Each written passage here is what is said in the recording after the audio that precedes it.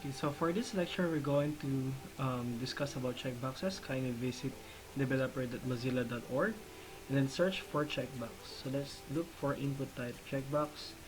And this is of course how we are going to make use of this checkbox. So we're going to use checkbox, and at the same time we can set an ID, and of course we can set a label for that ID, and at the same time name for that checkbox. So if you notice this one, you can click two text checkboxes, and of course this is the best part, and also you can set this one as check, meaning it will be automatically checked when you test it. So let's start from creating a form.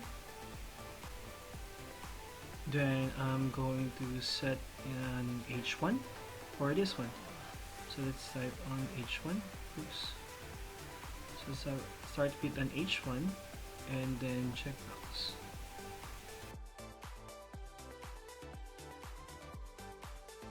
And let's create an input type tag. Let's type in input and then look for checkbox.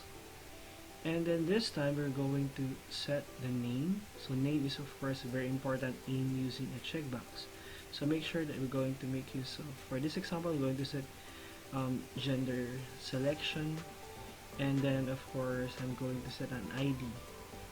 Okay, so ID is very important if we're going to make use of a label so that they will be linked, meaning when you type in or click on the name or the label, it will automatically check also. It will be linked together with the input type. So we're going to make use of for the gender. So make sure that the ID and the for is of course the same. So for this one, I'm going to make use of a male. So when it will be clicked, it will be of course in a male output. So save the file and then go back with this one and refresh. So we have here now checkbox sample, and then we have here a checkbox. Okay, now let me give you an idea of the importance of creating or using this attribute check. So if we refresh this one, it will be automatically checked. The button will be automatically checked. So that is the purpose of this check attribute if we set it on in our checkbox. Okay, so this is of course the use of this check.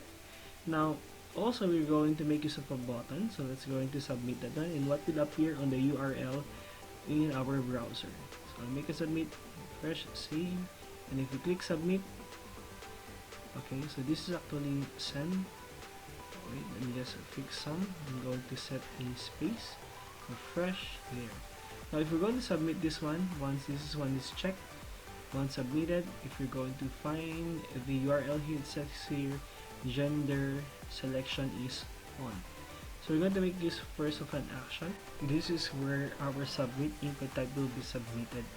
So for this one, I'm going to set here an example as an action with example 12, and then let's going to refresh this one and make sure that it's of course checked, and click submit. And if you notice on this part, it is actually sent on example 12, but the gender selection item is of course turned on. So that is of course the gender selection.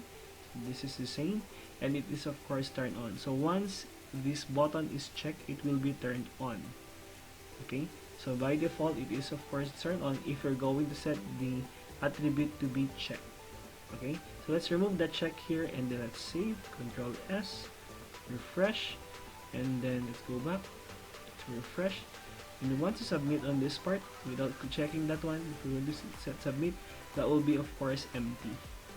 Okay, so that sets an empty action if we're not going to set the action or the checkbox to be checked, and then if we're going to submit it on a blank manner. Now let me emphasize the use of this ID and for. So even if you're going to click the name, it will automatically be checked. Okay, that's the purpose of the for and the ID.